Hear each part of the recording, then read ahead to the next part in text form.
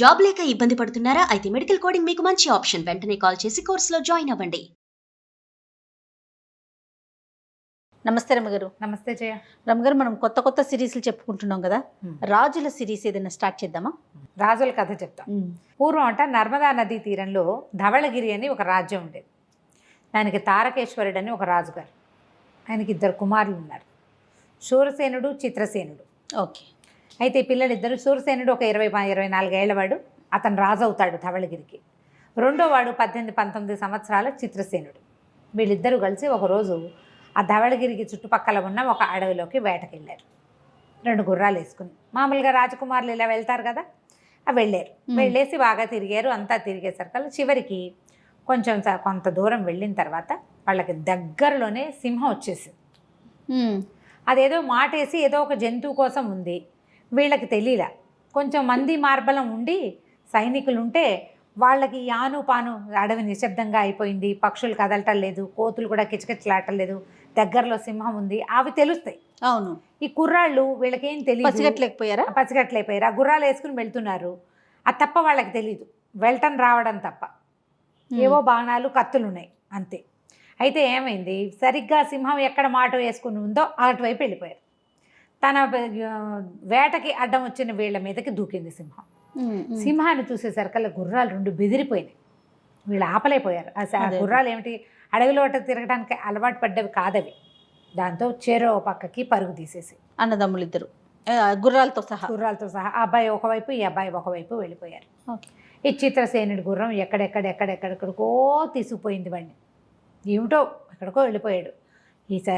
ముందుకి వెళ్ళే కొందికి ఎట్లా కనపడిందంటే అది ఇట్లా చీకటిగా ఉన్నట్టు, అన్ని చెట్లు దగ్గరగా ఉన్నట్టు, బయట పైనుంచి వెలుగేది పడట్లేదు, దట్టంగా ఉంది. ఆ లోపలికి వెళ్ళాక ఆ గుర్రం వెర్రెత్తినట్టు పరుగు తీసి, ఈ పిల్లాడు పడిపోతానని దాని మెడ కావలించుకుని ఉన్నాడు ఎట్లాగోట్లా. వెళ్ళి ఒక చోట ఆ గుర్రం కాస్త పడిపోయింది. అయ్యో, కింద పడ్డాడు. ఆ గుర్రం కాస్త నురుగులు కక్కుతూ ప్రాణం వదిలేసింది. ఓహో. ఏం చేస్తాడు, ఇక అన్నయ్య ఉన్నాడేమో అని వెతకటం మొదలుపెట్టాడు. అన్న నడుస్తుంటే దూరంగా ఏమైందంటే ఒక గుహల్లాగా ఉన్నవి కొన్ని, తర్వాత ఒక జలపాతం, నీరు ఒక వాగులాగా కనపడింది. వాగు కనిపించాక ఇతనికి తట్టింది, తనకి నాలుగు పిడచకట్టుకుపోతోంది. ఓకే. భయంతో నాకు దాహం వేస్తుంది, నాకు ఆకలిస్తుంది అనిపించలా.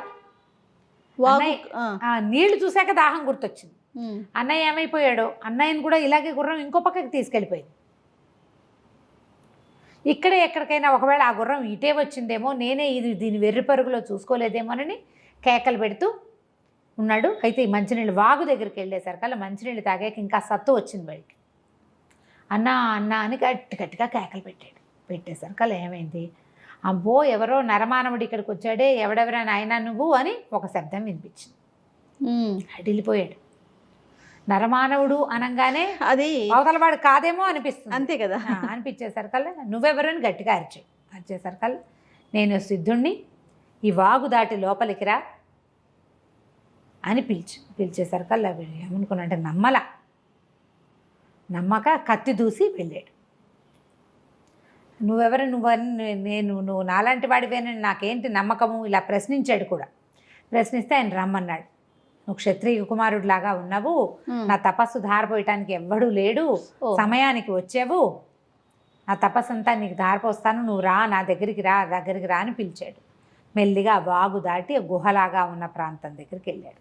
లోపలికి వెళ్తే బక్క చిక్కిపోయి ఎముకలు మాత్రమే మిగిలిన ఒక ముది వగ్గు, ఇంత గడ్డం పెరిగిపోయింది, తెల్లగా జుట్టు అంతా తెల్లటి గడ్డం, ఇకనో ఇప్పుడు అని అంత త్రాణ లేకుండా ఉన్నాడు. సరికల్లా మొహమాటం వేసింది ఇతనికి. ఇందాకేమిటో పరుషంగా మాట్లాడాడు, అదే దండం పెట్టాడు. మహానుభావ మీరెవరో తెలియదు నాకు, నేను ఎవరో రాక్షసుడై ఉంటాడు, నరమానవుడని సంబోధించేసరికి నేను అట్లా భావించానంటే ఆయన నవ్వాడు. ఆయన ఎన్ని సంవత్సరాల నుంచో తపస్సు చేసుకుంటూ ఇక్కడ ఉండిపోయాను, నా తపస్సు సిద్ధిని పొందింది, కానీ నాకు ఇంకా ఆయువు లేదు, నా తపస్సిద్ధిని ఎవరికి ధారపోయాలా, నేను ఇక్కడే చచ్చిపోతే నా తపస్సు వృధా అయిపోతుందని బాధపడుతున్నా, సమయానికి వచ్చావు నువ్వు, ఇదిగో ఇది నా తపస్సు అంతా ఇది చేశాను, ఇదిగో అని ఒక వెదురు బుట్టని వాడి చేతిలో పెట్టాడు, రాజకుమారుడి చేతిలో, చిత్రసేనుడికి. వెదురు బుట్టని టక్కిని ఇట్లా తీయబోయాడు. బుట్టకు మూత తీయబోతే తీయద్దు, ఇక్కడ తీయబోక, మూత ఓపెన్ చేయొద్దు అసలు. నువ్వు ఇక్కడి నుంచి వెళ్ళాక నీకు ఇక్కడైతే నాకు ఒక ఇల్లు వాకిలి, నాకు ఒక మంచి జీవితం, ఇక్కడ చాలా బాగుంటుందని నువ్వు అనిపిస్తుందో నీకు అక్కడ ఈ మూత తీయి, అక్కడ తీయి, అప్పటి వరకు మూత తీయబోక అన్నాడు. సరేనన్నాడు. ఈ లోపల ఆయన ఇట్లా ప్రాణం పోతున్నట్టుంది. మహానుభావ మీ రుణం నేను ఎలా తీర్చుకోవాలంటే ఏమీ ఇవ్వద్దు నాకు, నువ్వు వెళ్ళేటప్పుడు ఆ గుహకి తలుపు అడ్డంగా ఉంది కదా, ఆ మూలకు ఉన్నటువంటి ఆ కోణాకృతిలో ఉన్న రాయిని దీనికి అడ్డంగా పెట్టేసి చాలు నువ్వు ఇంకేం చేయక్కర్లేదు, ఇంత మాత్రం చేయి చాలంటే సరే దండం పెట్టి బయటకు వచ్చాడు.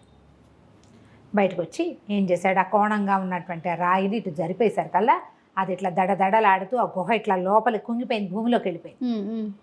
ఇక పైకి రాదు, ఆయన అక్కడ మరణించేశాడు. ఈ కుర్రాడి బుట్ట పుచ్చుకుని ఇక్కడ మంచినీళ్ళు తగ్గడు, ఇవి చూస్తే చెట్ల పళ్ళేవి ఉన్నాయి, 4 కోసు తిన్నాడు. చిత్రసేనుడు నడవటం మొదలుపెట్టాడు. నడుస్తూ ఉంటే నడవగా అన్నయ్య కనిపిస్తాడు. ఇప్పుడు నేను తను ఎట్లా ఇంటికి వెళ్తున్నాడు, అన్నయ్య కూడా అట్లాగే వెళ్తాడు అనుకున్నాడు. అలా వెళ్ళగా ఏమైందంటే ఒక చోట పెద్ద విశాలమైన 6 బయలు, చిలకలు, కోతులు, పక్షులు, ఎంత రమణీయంగా ఉందో ప్రకృతి. ఎంత బాగుందో అటు ఇటు చూసాడు. ఒక సరదా వచ్చేసి ఈ బుట్ట మోసుకెళ్తున్నాం, ఇందులో ఏముందో చూద్దాం అనిపించింది. ఆయన ఏం చెప్పాడు, మంచి ప్లేస్లో చెయ్యి దీన్ని అని చెప్పాడు. చిన్నతనం 18-19 ఏళ్ల వాడు ఆ బుట్ట కాస్త ఓపెన్ చేశారు పెద్ద వెలుగు వచ్చి అందులోంచి చాలా పెద్ద వెలుగు, ఒక బ్రహ్మాండమైన మందిరం ఏర్పడింది అక్కడ. నిర్ఘాంతపోయాడు. ఈ బుట్టలోంచే వచ్చింది ఇది. బుట్టలో ఇంత ప్రపంచాన్ని లోపల ఇంత బిల్డింగ్ని ఉంచగలిగిన మహానుభావుడు చెప్పిన మాట వినకపోతేనే ఇంటికెళ్ళి ధవళగిరి మన రాజ్యంలో పెట్టుకుని ఉంటే మనకెంత ఇల్లు అక్కడ వచ్చేది కదా. ఏం చేయాలి ఇప్పుడు, ఏం చెయ్యాలో తెలియలే. చాలా బిక్కమొహం వేసేసుకుని ఉన్నాడనమాట. నుంచునున్నాడు, ఏం చేయాలో తెలియకుండా అటు ఇటు చూస్తున్నాడు. చూస్తుంటే ఈ లోపల పెద్ద కేకలు కనపడి, ఎవడరా నువ్వు అని. ఈసారి ఒకడు పెద్ద బ్రహ్మాండమైన జెయింట్ పర్సనాలిటీ, సుమారుగా 14 అడుగులున్న ఒక మహారాక్షసుడు రాతి గదని ఒక దాన్ని భుజం మీద పెట్టుకుని నడిచొచ్చాడు. ఎవడరా నువ్వు అనుకుంటూ, అసలు ఏమిటి ఇక్కడ, నా ఊళ్ళోకి ఎందుకు వచ్చావు, నా ప్లేసు ఎడవంతా నాది, ఈ బొమ్మరిల్లు నువ్వు కట్టిందేనా అన్నాడు. అనేసరికల్లా అవును అన్నాడు. ఒప్పుకున్నాడు అది నాదేనన్నాడు. అనేసరికల్లా ఎంత ధైర్యం, నువ్వు ఇక్కడ కడతావా, నువ్వు అసలు ఎవడివి ఏమిటి అని నిలదీసేసరికల్లా చెప్పాడు. నా అంతటి నేను చేయలేదు, ఒక మహానుభావుడు ఇచ్చినా ఎవడిచ్చినా సరే అని, నువ్వెవరు ఏమిటి అని అడిగితే నేను ధవళగిరి రాజకుమారుణ్ణి, నా పేరు చిత్రసేనుడు, ఇప్పుడు ఈ రాజ్యం నాది. ఈ రాజ్యానికి నేను నా బిల్డింగ్ ఎక్కడుంటే నేను అక్కడ రాజ్యానికి నేనే రాజును. అనేసరికల్లా ఉగ్రాక్షుడు, నువ్వు ఎంతున్నావు, భూమి జానుడు అయినా నీకు ఇంత పొగరా, మరి ఇక్కడ నా దగ్గర ఉన్నందుకు నాకు కప్పని చెల్లించాలి నువ్వు. ఇక్కడ ఎవరైనా సరే నరమాంస భక్షకులం మేము, మాకు కప్పాలు చెల్లించవలసిందే. అనేసరికల్లా సరే ఏం కావాలో చెప్పన్నాడు. ఇప్పుడేం అడగను, నీ కొడుకు పుడితే, నువ్వు పెళ్లి చేసుకున్నాక అనలేదు, నీ కొడుకు పుడితే నీ సంతానంలో మొదటి కొడుకుని నాకు ఇచ్చేయాలి. అదే నువ్వు నాకు ఇవ్వగలిగే కప్పం, పిల్లాడిని నాకు ఇవ్వమన్నాడు. వీడు నిర్ఘాంతపోయి, నాకు ఇంకా 18 ఏళ్ళు, నాకు పెళ్ళే కాలేదు, నాకు పిల్లాడు ఎప్పుడు పుడతాడు. సరే ఏమనుకున్నాడు, ఇవాళకి వీడితో గొడవ ఇదైపోతుంది కదా, వాడు 14 అడుగులు ఉన్నాడు, వీడు 6 అడుగులే ఉన్నాడు. సరే నువ్వు ఒప్పుకున్నాడు. సరే ఒప్పుకున్నాడు. అలాగే నా పిల్లల్లో జ్యేష్ఠుడిని నీకు ఇస్తానని ఒప్పుకున్నాడు. సరే ఆనందంగా వెళ్ళిపోయాడు ఉగ్రాక్షుడు. అతని పేరు ఉగ్రాక్షుడు. అక్కడ రాతి కదా భుజాన్ని వేసుకున్నాడు, నడుచుకుంటూ పోయాడు. ఇతను అటు ఇటు చూసేసరికల్లా ఎవరో కొంతమంది మనుషులు పరిగెత్తుకుంటూ వస్తున్నారు. మహారాజా ఇక్కడున్నారా, ఇంత సమయం అయింది, వేట అయిందా, వ్యాఖ్యలు అయిందా, వేట అయిందా అని అడుగుతున్నారు. నన్నేనా అన్నాడు. మిమ్మల్ని మహారాజా, మీరు అలసిపోయినట్టుగా అనిపిస్తున్నారు, ఉండండి మేనాలు తెప్పిస్తామన్నారు. ఈయన ఒపీయన ఊదాడు నోట్లోంచి, ఏదో ఒక బోరా తీసిలో జేబులోంచి. ఒక 5-6 వచ్చారు, మేనా మోసుకొచ్చారు. ఎక్కి కూర్చోండి అన్నారు. ఎక్కి కూర్చున్నాడు. కూర్చోగానే ఓహం అని మోసిపోయారు. ఆ బిల్డింగ్ తెరుచుకుంది, లోపలికి వెళ్ళారు. అన్ని చోట్ల సైనికులు, వాళ్ళు వీళ్ళు, వ్యవహారం బోల్డంతుంది. తను ఆశ్చర్యంగా చూస్తున్నాడు. ఇది ఒట్టి బిల్డింగ్ కాదు, అదొక మహాసామ్రాజ్యం. అందులో సమస్తమైన వ్యక్తులు ఉన్నారు. వెల్ సెటిల్డ్గా ఉంది. అక్కడి నుంచి లోపలికి వచ్చేసరికి ఈ లోపల నగరాధ్యక్షుడు ఎవరో ఒకడు వచ్చాడు, కోశాధ్యక్షుడు. ఏమేమి ఉన్నాయో నగలు నాణ్యాలు చెప్పడానికి వచ్చాడని. మహారాజు గారు అలసిపోయారు. ఆయన నడవలేకుండా ఉంటే మేనాల్లో తీసుకొచ్చాం, ఇప్పుడు ఏం పెట్టపోకుండా అవన్నీ రేపు పొద్దున ఉదయం నిద్రలేచాక మాట్లాడతారు, ప్రస్తుతానికి రెస్ట్ ఇద్దామని చెప్పారు. మేనాలు లోపలికి వెళ్ళాడు. లోపలికి వెళ్ళంగా ఈయనకి స్నానానికి ఏర్పాట్లనే స్నానశాల ధవళగిరిలో కంటే బాగుంది. అక్కడి నుంచి భోజనం వచ్చింది, బ్రహ్మాండమైన భోజనం. పొద్దున్న నుంచి ఇప్పుడు పొద్దున బయలుదేరారు వీళ్ళు. మధ్యాహ్నానికి సిద్ధుడిని చూశాడు, సాయంత్రానికి ఇక్కడికి తేలాడు బిల్డింగ్తో, సొంత రాజ్యంతో తయారైపోయాడు. అక్కడి నుంచి ఏమైంది, సరే భోజనం చేశాడు, ఆకలేసేస్తోంది, తిన్నాడు, పడుకున్నాడు. తెల్లవారు లేచాక మంత్రులు, సైన్యాధిపతులు, కోశాధ్యక్షుడు ఎంతమంది వచ్చారు, ప్రతి వాళ్ళు వచ్చి పలకరిస్తున్నారు, లేచారా లేచారా అని. సరే ఇప్పుడు ఈ రాజ్యం ఎక్కడుందో తెలుసుకోవాలి. ధవళగిరికి దగ్గరలో ఉంది. సరే ఏం చెప్పాడు ధవళగిరి రాజుగారికి, మీ కుమారుడు చిత్రసేనుడు క్షేమంగా ఉన్నాడని, ఇక్కడ ఒక రాజ్యాన్ని ఏర్పరచుకుని ఉన్నాడని ఒక కబురు పంపించండి అని. సాయంత్రం కాకుండానే వాళ్ళ నాన్న పరిగెత్తుకుంటూ వచ్చేసాడు. ఏమిట్రా నాయన అనుకుంటా, ఏమిటిది, ఎట్లా సార్ ఈ రాజ్యం ఎట్లా కుదిరింది నీకంటే, ఇవన్నీ తర్వాత చెప్తాను ఉండండి అని అందరినీ పంపించేశాక ఆయనకు చెప్పాడు, ఇట్లా జరిగింది, నేను ఈ పని చేశాను. ఈ లోపల ఉగ్రాక్షుడు అనే ఒక రాక్షసుడు వాడి ప్రాంతానికి కాపుట, వాడేమో జ్యేష్ఠ కుమారుడిని ఇవ్వమన్నాడు. అనగానే రాజు తలపెడి, ఊరే రాజ్యాల్లో ఎప్పుడు జ్యేష్ఠుడికి చాలా ఇంపార్టెన్సు, వాడిని ఎలా ఇస్తాను, వాడిని ఎట్లా ఇస్తాం అంటే ఇప్పుడు కాదు కదండి, తర్వాత ఎప్పుడో జరిగే సంగతి, అప్పుడు చూద్దాం ఆనాటికి ఉగ్రాక్షుడిని ఎట్లా మాయ చేయాలో, ప్రస్తుతానికైతే జరిగిపోయింది కదా అని చెప్పాడు. ఇంతలో ఏమైందంటే కొంతమంది ప్రజలు వచ్చారు లోపలికి, కోట లోపలికి వచ్చి గోలుగోలుని అరుస్తున్నారు, కేకలు పెడుతున్నారు. ఏమిటి, ఏం జరిగింది అంటే, నరమాంస భక్షకులు కొంతమంది ఊళ్ళో వాళ్ళని మనుషుల్ని ఎత్తుకుపోతున్నారు. ఓకే, ఇంత నమ్మల, ఎందుకంటే ఉగ్రాక్షుడు చిత్రసేనుడు మాట్లాడుకున్నారు ముందు. ఏమన్నాడు ఉగ్రాక్షుడు, సరే ఇదంతా నాది, ఈ అడవంతా నువ్వు ఇల్లు కట్టుకున్నావు కాబట్టి, ఇది నీదంటున్నావు కాబట్టి, ఇది ఇల్లు నీకు కుదిరింది కాబట్టి శిస్తు కట్టాలి, శిస్తు కట్టు, నీ పిల్లాన్ని నాకు అప్పచెప్పు అన్నాడు. అతను వీళ్ళని చంపేస్తాడని తీసుకెళ్ళిపోతాడని అనుకోలే, తన పాలనలో ఉన్న ప్రదేశం అని చెప్పాడు కదా, అందుకని నమ్మక వాళ్ళని అడిగాడు, బాబు ఎవరైనా మీరు చూసారా ఉగ్రాక్షుడు వీళ్ళేనా అంటే, ఈ గ్రామస్తులు కొందరు ఏం చెప్పారంటే, అట్లా కాదండి, కొంతసార్లు వాళ్ళు తప్పి తగిలి మనుషుల్ని తీసుకెళ్ళటం, జంతువుల్ని, గేదెల్ని, ఆవుల్ని అలా చూసాం, కానీ పర్టికులర్గా వాళ్ళు మనుషుల్నే తీసుకెళ్ళటం మాత్రం మేము చూడలే. వాళ్ళు జంతువుల్ని, పక్షుల్ని, కోళ్ళని వాటిని పట్టుకుపోవటం మాకు తెలుసు, చూస్తూనే ఉండగానే పట్టుకుపోతారు, రాక్షసుల్లా ఉంటారు. మనుషుల్ని పట్టుకెళ్ళగా మేము ఎప్పుడూ చూడలే, కానీ వాళ్ళు నరమాంస భక్షకులు కాబట్టి తీసుకుపోయి ఉంటారని భావిస్తున్నాం. ఊహ, ఎవరో మాకు తెలియదు, మనుషులైతే మాయమైపోతున్నారు. వాళ్ళు రాత్రివేళ తెల్లవారుజామున కూడా, వాళ్ళు ఎంతకుముందు పగటి వేళలే సాయంకాలాలే కనపడేవాళ్ళు అనేసరికల్లా సరే ఏమనుకున్నాడు ఈయన, ఆ ఉగ్రాక్షుడు ఎక్కడుంటాడు అని అడిగాడు. ఎక్కడుంటాడంటే తెలుసు జనాలకు కాస్త సుమారుగా, ఈ మంత్రులు, సైన్యాధిపతి వాళ్ళంతా ఉన్నారుగా, కోశాధికారి, మనకెందుకండి వాడితోటి, మనకెందుకేంటి, ఇది మన పాలనలో ఉన్న రాజ్యం, ఇక్కడి నుంచి ధవళగిరి దాకా మనదే, ఈ చుట్టుపక్కలంతా మనదే, మన పాలనలో ఉన్న ప్రజలు చచ్చిపోతుంటే వాళ్ళని ఎవరైనా తీసుకెళ్ళిపోతుంటే రాజుది కదా కర్తవ్యం. అంతే. నిజానికి చిత్రసేనుడు రాజకుమారుడు, వాళ్ళ తండ్రి రాజ్యానికి రాజు, జ్యేష్ఠుడైన సూరసేనుడే రాజ్యానికి కాబోయే రాజు. అతను ఎప్పుడూ రాజ్యాంగంలో పాల్పంచుకోలే, తెలీదు, చిన్నపిల్లాడు కూడా, 18-19 సంవత్సరాల వాడు, ఏం తెలుస్తుంది. కానీ ఏదో చెయ్యాలన్న ఒక క్షత్రియ రక్తం వల్ల అలాంటి ఉద్దేశం కలుగుతోందన్నమాట. ఎవడో మన దగ్గరకు వచ్చి చచ్చిపోతున్నాము రక్షించండి అంటే చేయొద్దు మనం. అవును. అక్కడి నుంచి చూశాడు మన దగ్గర ఎంతమంది సైన్యం ఉంది కనుక్కున్నాడు, ఎందుకంటే అతనికి ఏమీ తెలియదు. నిన్న సాయంత్రం వచ్చాడు, ఇక్కడ ఉన్న సైన్యాధిపతి అందరూ కొత్తే, వాళ్ళంతా ఎందుకున్నారో, ఎక్కడి నుంచి వచ్చారో, ఎలా ఊడిపడ్డారో వాడికి తెలియదు అసలు. ఈ అబ్బాయికి సైనికులు ఎక్కడన్నారంటే ఇదిగో పైకి ఎక్కిచ్చాడు, చూపించాడు, ఇదిగోండి మన సైనికులే. చుట్టూతా ఏంటంటే కొన్ని వేల మంది సైనికులు దారంతా చదును చేస్తున్నారు, ఎందుకంటే వాళ్ళకి ఇల్లు వాకిళ్ళు ఏం లేవు. ఈ కోటతో పాటే పుట్టారు వాళ్ళంతా సడన్గా. ఓహో. ఆయన యొక్క మంత్రబలంతో ఆ వేల మందిని చూసేసరికి ఆ సిద్ధుడి మీద ఎంత భక్తి కలిగిందో ఇతనికి. నువ్వెక్కడో మహానుభావుడు, ఇంత సైన్యాన్ని ఇచ్చావు నాకు, నీ కనీసం నీ కోరిక మేరకి, నీకున్న ఏమంటారు నీ జప ఫలితానికి నేను కొంచెం న్యాయం చేయాలి, నీకు అన్యాయం చేయకూడదు అనుకున్నాడు. సరే వీళ్ళు అదంతా ప్లేసెస్ చదువు చేస్తున్నారు, ఇళ్ళు బాకిళ్ళు ఏర్పాటు చేసుకుంటున్నారు, ఈ కోల్లో ఉన్నారు.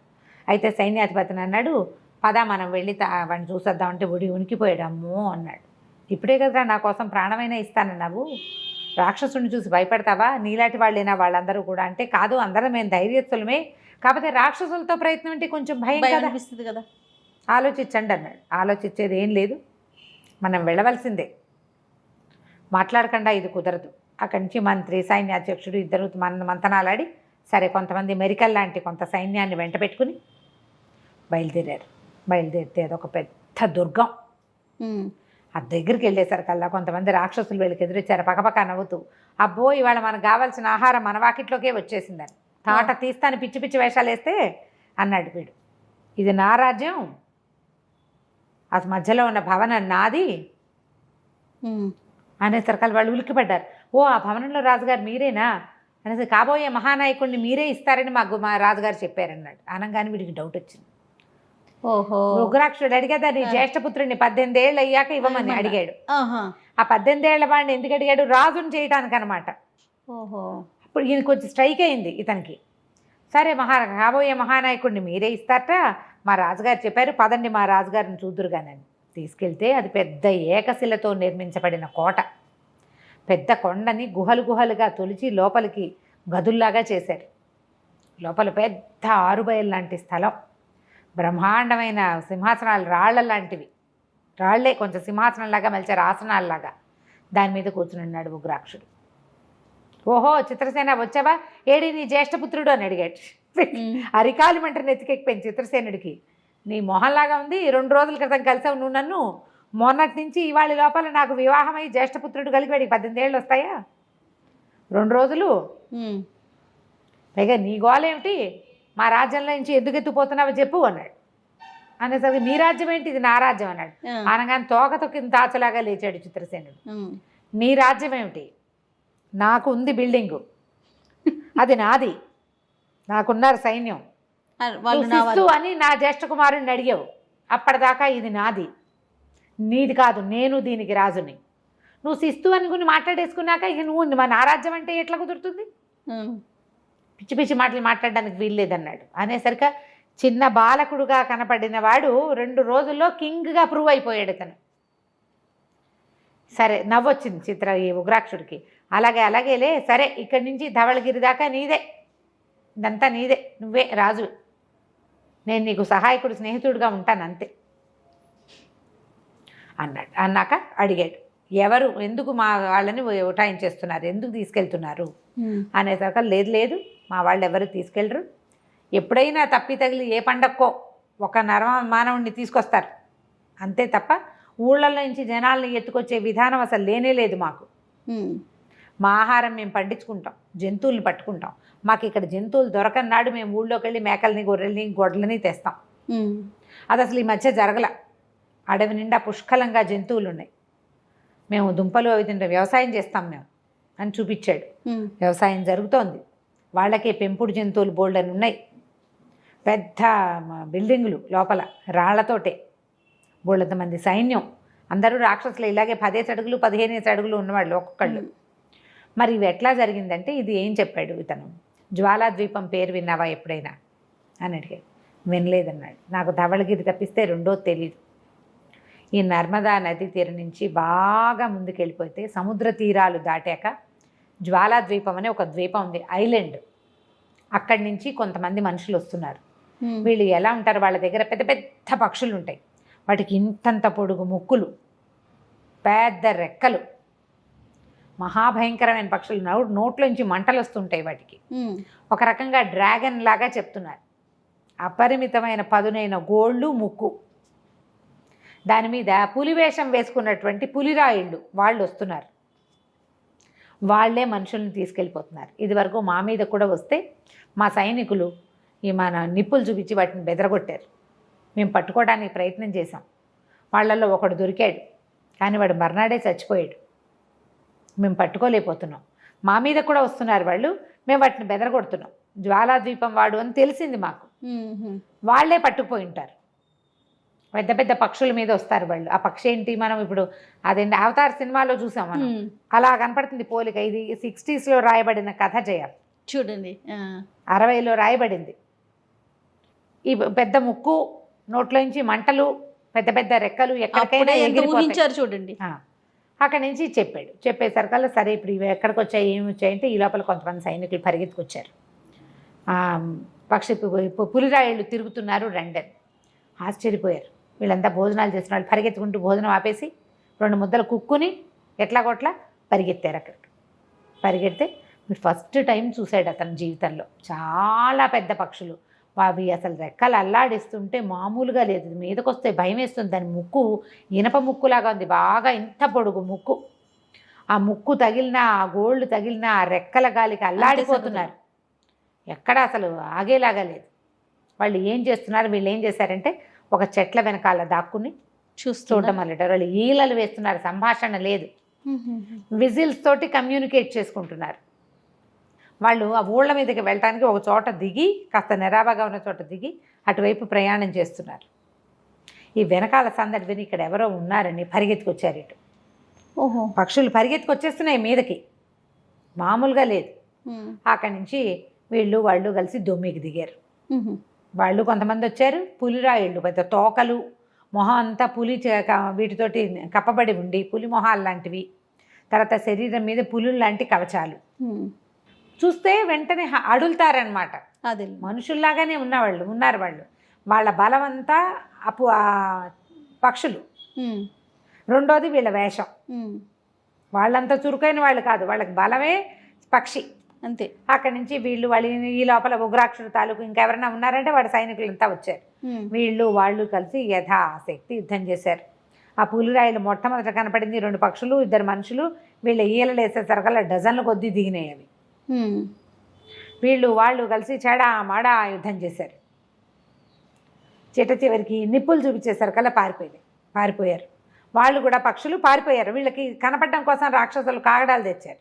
మనుషులు కూడా ఉన్నారు ఇక్కడ. ఎవరెవరు వచ్చారు? చిత్రసేనుడు, అతని సైన్యాధిపతి, అతని తాలూకు సైనికులు. వాళ్ళు ఉగ్రాక్షుడు సైనికులు. ఎంత ప్రయత్నం చేసినా ఈ ఉగ్రాక్షుడిని తెక్కొట్టేసింది పక్షి ఒకటి. దాని ముక్కింత పొడుగుంది. వీడు రాతి గద దాన్ని ఏం చేయట్లా, గద ముక్కలు చెక్కలు చేసేస్తుంది. అది బాగా పడ్డ ఎత్తి విసిరేసింది, రెక్కలతో కొట్టేసింది, గట్టి దెబ్బలు. అక్కడి నుంచి తెల్లవారుతుండగా వాళ్ళు వెళ్ళిపోయారు. వీళ్ళంతా పరిల్లి చూసుకుంటే ఏముంది, ఉగ్రాక్షుడు దెబ్బ తగిలి నేల మీద పడిపోయి ఉన్నాడు. చిత్రసేనుడికి దెబ్బలేం తగలేదు. అతను వెనక్కి తప్పుకుంటూనే ఉన్నాడు. తన దగ్గరికి వచ్చిన వాళ్ళ మీదే యుద్ధం చేశాడు, కానీ అతను పక్షుల జోలికి వెళ్ళాల. బట్ తెలుస్తోంది వాటి ముక్కు, వాటి గోళ్ళు, వాటితోటి మనం రక్షించబడలేము అని. ఉగ్రాక్షుడికి ఏంటంటే తల అది ఎక్కువ అన్నమాట. నేను చాలా బ్రహ్మాండ నాయకుడిని, ఇదంతా నాదే, నేను ఎక్కడా తగ్గనని అతను పక్షుల మీదకి వెళ్ళాడు. ఆ పక్షులేమో చిత్త కొట్టేసినాయి.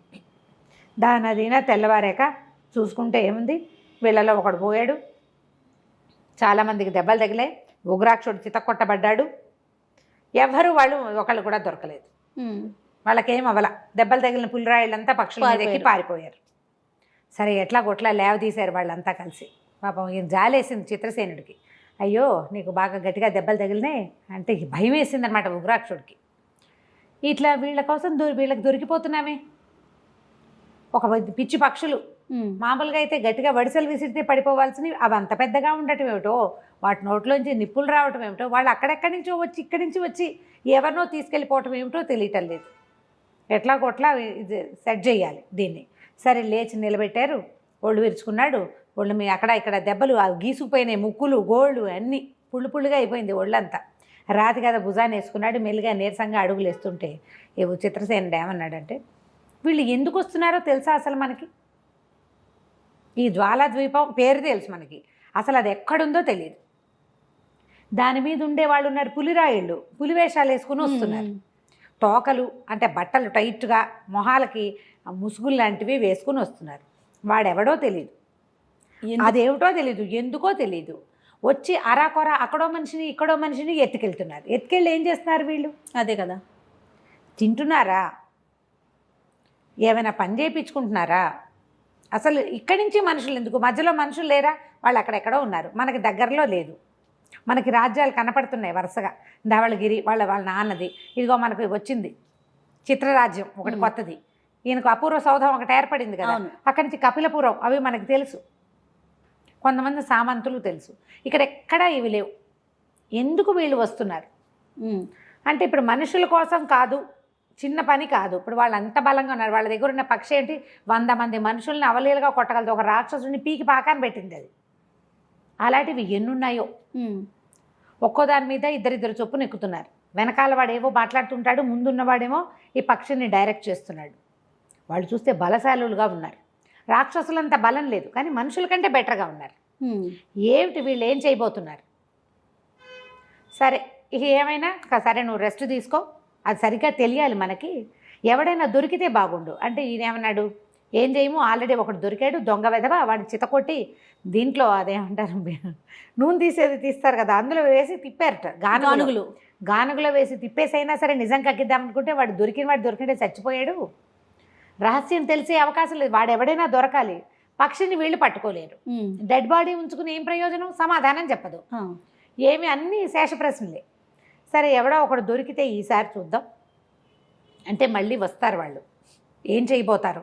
సరే చిత్రసేనుడు అన్నాడు, నువ్వు రెస్ట్ తీసుకో, మేము ఇంటికి వెళ్ళిపోతాం అని చెప్పి బయలుదేరారు. బయలుదేరుతుంటే సైన్యాధిపతి అడిగాడు, ప్రభు ఒకవేళ వాడు పులిరాయుళ్ళు వీళ్ళ మీద పడ్డారు, ఎక్కడైతే ఉగ్రాక్షుడు ఉన్నాడో అడవిలో పడ్డారు రైతుల మీద, మన మీదకి వస్తే మనం కూడా ఒక నలుగురు రాక్షసులను ఎవరినైనా కొంతమందిని సహాయం తీసుకెళ్దామంటే చిత్రసేనుడు గుళ్ళు మండింది. ఏమిటి గడదగుడ్డు, రాక్షసు వేధవాళ్ళని మనం సహాయం తీసుకోవటం ఏమిటి, సొంత చూసుకుని వాడు ఎవరైనా మెడ పుట్టుకుని విరుచుకు తినేస్తే ఏం చేస్తాం, అవును అంతగా కావాలంటే నేను రాజ్యాన్ని మేనేజ్ చేయలేకపోతే నేను మా నాన్నని తెచ్చుకుంటా, అంతేగాని ఈ రాక్షసుల సహాయాలు అవి నేను తీసుకోను అనేసరికల్లా సైన్యాధిపతి కిక్కురు మనకన్నా భయం వేస్తోంది వాళ్ళకి. ఫస్ట్ టైం ఎందుకంటే వాళ్ళు పుట్టారు అప్పుడే కొత్తగా, అవును అతని సౌధము అప్పుడు పుట్టిన సౌధం కదా, వాళ్ళకేమో ఈ రాక్షసి పక్షులను చూస్తే భయంగా ఉంది, రాక్షసులను చూసినా భయంగానే ఉంది, ఏం చెయ్యాలో తెలియదు. సరే వెళ్తున్నారు, కొంత దూరం బయలుదేరారు. వీళ్ళ దగ్గర కొన్ని గుర్రాలు ఉన్నాయి, కొంతమంది కాలు నడకనే గబగబా నడుస్తుంటే వెనకాల నుంచి ఇద్దరు రాక్షసులు అరిచి కేకలు పెట్టుకుంటూ వచ్చారు. ఉండండి అని మళ్ళీ ఏదో అయ్యిందని ఆగేసరికల్లా వాడు అన్నాడు, ఆ వచ్చిన వాళ్ళిద్దరు ఏం చెప్పారంటే కుంభికుప్పం అనే ప్రాంతంలో మళ్ళీ పులిరాయుళ్ళు వచ్చారు, పక్షులు కూడా ఉన్నాయి, మరి అక్కడికి రమ్మంటున్నారు అనేసరికల్లా సరే అక్కడ రమ్మనేసరికల్లా వీళ్ళు మళ్ళీ వెనక్కి బయలుదేరారు. ఈ లోపల ఇంకోటి పరిగెత్తుకొచ్చాడు, కుంభికుప్పం దగ్గర ఒకడు దొరికాడు పులిరాయుళ్లలో రాత్రివాడు. వీళ్ళు పులిరాయులు ఎప్పుడు రాత్రిపూటే వస్తున్నారు, పగటిపూట రావటల్లా ఆ పక్షి మంటల నోట్లోంచి మంట వస్తుందిగా, ఆ వెలుగులు అన్నీ చూసేస్తున్నారు వాళ్ళు. ఎవడో ఒకడు దొరికాడు, వాడు చెట్టు మీద ఉన్నాడు, సరే కాబట్టి ఉగ్రాక్ష మహారాజు మిమ్మల్ని తీసుకురమ్మన్నాడు అని మళ్ళీ అందరు పరిగెత్తుకుంటూ వెళ్ళారు. అక్కడ పెద్ద గందరగోళంగా ఉంది, ఒక పెద్ద చెట్టు మీద ఒకడు పైన కూర్చుని ఉన్నాడు పులిరాయుడు. వాడు పెద్ద పెద్ద కావు కేకలు పెడుతున్నాడు, ఎవడైనా పైకి వచ్చాడో వాడిని పొడిచి నేను పొడుచు చచ్చిపోతాను. ఈ రాక్షసుల కింద అంతా గోలగోలగా అరుస్తున్నారు. ఈ ఉగ్రాక్షుడు ఈయన ఏం చేశాడు, చిత్రసేనుడు వెళ్ళి పరిగెత్తుకుంటూ ఏమిటి గతరంతా ఏమిటి గోలంటే, వీడు నిన్న రాత్రే దొరికిపోయాడు, వెళ్ళలేకపోయాడు, వాళ్ళంతా పారిపోయారు, వీళ్ళు చూపించారు కదా యుద్ధం చేశారు, కొన్ని కాగడాలు చూపించారు, దాంతో వాళ్ళు పారిపోయారు, కానీ వీడు ఇక్కడే ఉండిపోయాడు, తెల్లవారుజామున ఇందాకే మేము తెలుసుకున్నాం వీడు ఇక్కడే ఉండిపోయిన సంగతి, మేము పట్టుకోబోయే లోపల చెట్టు ఎక్కి కూర్చున్నాడు, వాడు నేను దిగనంటున్నాడు. చెట్టు ఎక్కిన తర్వాత ఎక్కాడా ఇక దొరికాడా, నీ దొరికినట్టే, వాడు దిగకపోవటం వాడి చేతుల్లో లేదు, మన చేతుల్లో. అవును, వాడు కొంచెం గట్టిగా అరిచి కేకలు పెడుతున్నాడు, ఎవడైనా ఎక్కి పైకి వస్తే వాడిని చంపేస్తాను అని. చెట్టు మీదకి ఎక్కకుండా దింపలేరు కదా. అక్కడి నుంచి ఈయన చిత్రసేనుడు అన్నాడు, ఉగ్రాక్షుడే చెప్పాడు, నువ్వు వీడితో మాట్లాడే సానుకూలంగా ఎలాగైనా వాడిని దింపాలి చెట్టు మించి. సరే మీరంతా నిశ్శబ్దంగా ఉండండి అని. ఒరే ఎవడరా నువ్వు, నీ పేరు ఏమిటంటే నా పేరు అమరపాలు అన్నాడు.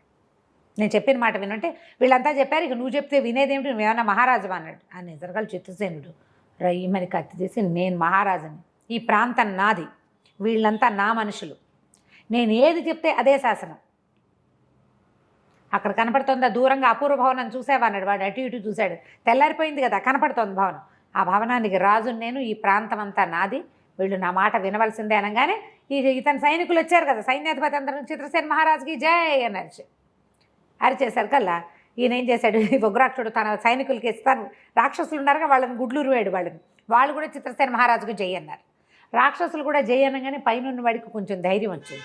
బాబు ఎవరండి మీరంటే, నా పేరు చిత్రసేనుడు, నేను ఇక్కడ రాజుని, నువ్వెవడివో చెప్పు, నువ్వు దిగిరా, నీ ప్రాణాలకి నా ప్రాణం అడ్డం, నిన్ను వీళ్ళు ఏమీ చేయరు, నువ్వు మాకు సహాయం చేసావా మేము నేను ప్రాణాలతో వదిలిపెడతాం ఓకే అనేసరికి వాడు మెల్లిగా వచ్చాడు, కిందకి దిగి వచ్చాడు. నీ కత్తి మా సైన్యాధిపతికి ఇచ్చేయమన్నారు. సైన్యాధిపతి కత్తి తీసేసుకున్నాడు, హ్యాండ్ ఓవర్ చేసుకున్నారు. అప్పుడు నువ్వెవరు అని అడిగితే, నేను పులిరాయుడు కానండి, వాళ్ళతో పాటు వచ్చాను, మరి నేను నాగపురం, ఇది మన కపిలపురం సైన్యాధిపతి, కపిలపురం మహారాజైన నాగవర్మ గారి సైన్యంలో వాడిని, వీళ్ళకి సహాయంగా ఆయన నన్ను పంపించాడు, వాళ్ళతో పాటు కొంతమందిని పంపాడు, నన్ను కూడా వాళ్ళకి అప్పచెప్పాడు అనగానే ఉగ్రాక్షుడు నిర్ఘాంతపోయాడు. కపిలపురానికి నాగవర్మ రాజు ఏమిటి, వాడు సైన్యాధిపతి కదా, ఆయన వీరసేనుడు రాజు, నాగవర్మ దానికి సైన్యాధిపతి అనగానే ఈయన ఏం చెప్పాడు, వీడు అమరపాలుడు, నీకు సమాధానం చెప్పను నేను, నువ్వు రాజుగారు బంటు, నేను రాజు అడిగితేనే చెప్తానంటాడు. రాజు అడిగాడు, ఏమిటి ఎవరు ఏమిటంటే ఈ వీరసేనుడు అనే మహారాజు కపిలపురానికి రాజు, ఆయనకు ఒక కూతురు ఉంది. ఆ కూతుర్ని చెరపట్టి నాగవర్మ సైన్యాధిపతి రాజుగారిని ఎక్కడో బంధించేసాడు. ఓకే. అమ్మాయిని పట్టుకున్నారు, ఆయన ఎక్కడో ఉండిపోయాడు. మొత్తం సైన్యం అంతా నాగవర్మ పాలైపోయింది. అతనికి జ్వాలాద్వీప వాసులతో ఫ్రెండ్షిప్ ఉంది. జ్వాలాద్వీపం నుంచి ఒక సైన్యాధిపతి వచ్చాడు, కరవీరుడు వాడి పేరు. వాడి పక్షుల్ని తీసుకొచ్చాడు. వాళ్ళు ఏం చేశారు, వీళ్ళు ఈ అమ్మాయిని పట్టేసుకుని మరి ఆయన ఎక్కడో బంధించేసి రాజ్యాన్ని స్వాధీనం చేసుకుని ధవళగిరి మీదకి దండెత్తారు. ఓకే. ఆనంగానే గుండెల్లో రాయబడింది చిత్రసేనుడికి. ధవళగిరి వీడి నాన్నది, తండ్రి రాజ్యం, తారకేశ్వరుడి రాజ్యం. ఆనంగానే నిర్ఘాంతపడి ఇప్పుడు మా నాన్న మీదకి వచ్చాడా అంటే వచ్చాడు. నన్నేమో ఇక్కడ ఉన్న ఈ వీళ్ళతో పాటు పులిరాయులతో పాటు వెళ్ళటానికి పంపించాడు. వాళ్ళు వీళ్ళు ఫ్రెండ్షిప్లు ఒకళ్ళతో ఒకళ్ళు. ఆనంగా నేను నిర్ఘాంతపడు, ఉగ్రాక్ష మా నాన్నకి చాలా ప్రమాదం రాబోతోంది, ఇప్పుడు ఏం చేయాలి? ఇంతలో ఏమైంది, అక్కడెక్కడి నుంచో కోలాహలంగా వినపడుతుంది. ఏమిటని చూస్తే దూరంగా వాళ్ళకి కనపడుతుంది. తెల్లవారిన తర్వాతే 2 రాకాసి పక్షులు కొన్ని ఆవుల్ని తర్వాతేమో కొన్ని గొర్రెల్ని ఇట్లా పైకి తీసుకెళ్ళిపోతున్నాయి. గద్ద పిల్లలు గద్దలు కోడి పిల్లల్ని ఎత్తుకెళ్తాయి కదా, అట్లా పట్టేసినాయి ఆవుల్ని. 2 కాళ్ళతోటి 2 ఆవుల్ని, 2 కాళ్ళతోటి 2 గొర్రెల్ని పట్టుకున్నాయి 2 పక్షులు. ఓకే. ఈ కింద ఉన్న పశువుల కాపర్లు ఉంటారు కదా, వాళ్ళంతా అరిచి కేకలు పెడుతున్నారు, వడిసెళ్ళు విసురుతున్నారు పైకి. ఆ పైన ఉన్న వాళ్ళు ఒకడేమో పక్షిని కంట్రోల్ చేస్తాడు, రెండో వాడు ఉంటాడుగా, వాడి దగ్గర ఇంత శూలాల కట్ట ఉంది, బల్లెలా విసురుతున్నారు కిందకి. అరిచి పరిగెత్తిపోయాడు ఉగ్రాక్షుడు. ఇంత అన్నాడు, ఎందుకు మనం ఇప్పుడు చేయగలిగేది ఏమీ లేదు, వాళ్ళ దగ్గర శూలాలు ఉన్నాయి, వాళ్ళని బోనియి ఎలాగో ఆవుల్ని గొర్రెల్ని పట్టేసుకున్నాయి, అవి తిండికి అవి పట్టుపోతాయి, తర్వాత కింద పడిపోయిన వాళ్ళని కట్లు కట్టించడమే మనం చేయగలేదు, ఇంకేమీ లేదు, అమరపాల నువ్వు మాతో పాటే ఉండమన్నాడు. ఆ వచ్చిన వాడి పేరు అమరపాలుడు. సరే ఏం చేశారు, ఈ మొత్తం ఆ పక్షులు 2 పైకి ఎగిరిపోయాక వీళ్ళు అక్కడికి పోయి అక్కడ ఉన్న మిగిలిన వాళ్ళందరికీ కట్లు కట్టి పశువులన్నీ పరిగెత్తేసినాయి అటు ఇటు. మళ్ళీ కొంతమంది గోపాలకుల్ని కాస్త సైనికుల్ని పిలిచి వీటన్నిటిని ఓ పక్కకు పెట్టండి, ఇప్పుడు దీన్ని ఎంత హ్యాండిల్ చేయాలి? ఒట్టి పక్షులు పులిరాయిళ్ళు కాదు, ఇప్పుడు నాగవర్మ ఎత్తుకుపోయిన రాజకుమారి, మళ్ళీ బోల్డని పక్షులు, ఎన్ని ప్రాబ్లమ్స్ వచ్చేసాయి. కరవీరుడు వాడెవడో కొత్తవాడు, ఇప్పుడు మధ్యలో దీంతో పాటు ధవళగిరి మీదకి సైన్యం వచ్చేస్తోంది. బాగా ఆలోచించుకుని అస్సలు ఈ పక్షుల్ని చంపటం ఎలా అంటే ఇతను చెప్పాడు, అమరపాలుడు, ఏం కష్టం కాదండి, అన్ని పక్షుల్లాగానే వాటికి మెడ సులువు, గోళ్ళు ఉన్నాయి, ముక్కు ఉంది. ఓకే. ఆ ముక్కుకి గోళ్ళకి అంతకన్నా మెడ మీద చిన్న చాకు పెట్టినా తెగిపోతుంది వాటికి, హంసల్లాగా. వీటికి ఇంకో మార్గం కూడా ఉంది. వాళ్ళు ఏం చేశారంటే ఈ పక్షులన్నింటినీ ఒక కొట్టంలో పెట్టి అడవి మధ్యలో పెట్టారు. అది కపిలపురానికి దగ్గరలో ఉంది అడవి. ఆ అడవిలో ఉన్నాయి పక్షుల్ని సంహరించేసామా, పులిరాయిళ్ళు ఏమీ చేయలేరు, వాళ్ళు ఒట్టిగా వాళ్ళకేం బలం లేదు, ఆ పక్షే వాళ్ళ బలం. 100 పక్షులు ఉన్నాయి అక్కడ. ఓకే. మనం అటువైపు వెళ్దాం, కొంతమందిని ఇవ్వండి, నేను ఆ పక్షుల్ని మట్టు పెట్టేస్తా అనేసరికి ఇతను ఆలోచించుకుని ఏం చేశాడంటే కొంతమంది రాక్షసుల్ని, కొంతమంది సైన్యాన్ని, తన సైన్యాన్ని మన నాన్నకి సహాయంగా పంపించాడు. ధవళగిరికి యుద్ధానికి బయలుదేరినాయి అవి. అక్కడి నుంచి అమరపాలుడితోటి కొంతమంది బయలుదేరారు ఈ పక్షుల సంగతి చూడడానికి. ఈ లోపల ఈ ఉగ్రాక్షుడు నీరసం వచ్చింది వాడికి, మరి అన్ని పక్కల దెబ్బలుగానే ఉన్నాయి, ఏం చేయాలో తెలియట్లేదు. సరే పద మనం కూడా బయలుదేరదాం. వాళ్ళు ముందు పరిగెత్తుకుంటూ వెళ్తారు, మన నిదానంగా సైన్యాన్ని సమీకరించుకోవాలి. ఇక్కడ మన దగ్గర బౌలంత మంది రాక్షసులు ఉన్నారు, అందరికీ తలా ఒక గద ఇవ్వాలి. గదలు ఇచ్చి మనం కూడా బయలుదేరదామని అన్ని పక్కల యుద్ధానికి బయలుదేరారు. తర్వాత ఏం జరిగిందో తర్వాయి భాగంలో తెలుసుకుందాం. భలే ఇంట్రెస్టింగ్ ఉంది రావు గారు, చదివితే మరీ బాగుంటుంది. అవునా? ఓకే. నమస్తే అండి. నమస్తే.